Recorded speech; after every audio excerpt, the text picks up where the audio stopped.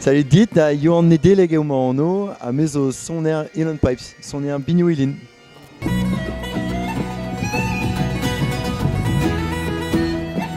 Petra emaout o Robert Amand.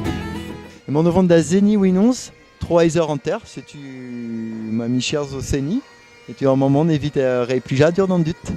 Petra eo da Micher Hermès deus ar sonerez.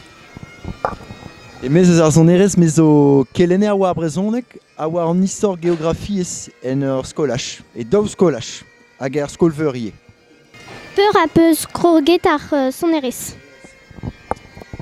Nan kroget moi da Zeni pa oan Eizla. Eizla a dibae meus que penaos dianet de Zeni.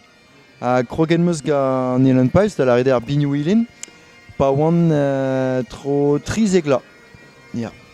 Perak a peus choisit ar Yulon Pipe hag Petra eo ar Yulon Pipe.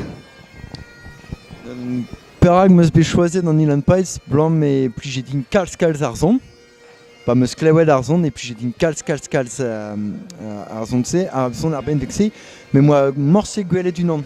La den e warenke penons e war ar ben vek, pe sur stum a oa gant ar ben vek, me gout aran e plije din kalz ar ben vekse, ar zon.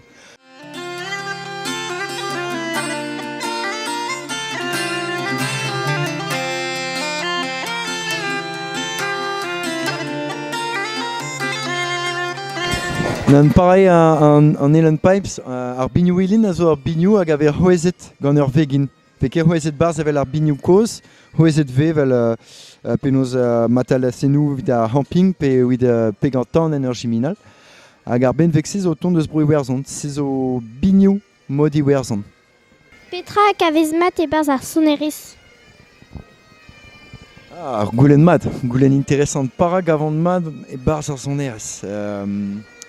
Me gavdi Zeni a ro sentiment chou a ro triuliadou da ede ve eo fromus Zeni ie gavdi se ravad ie d'ar speret a gouspen eve kejet ouz ur berntut disawel setu e dreist a gouspen eve be a ajet hag evez laket an dud ave an laouen setu ne ket fall ie an draze.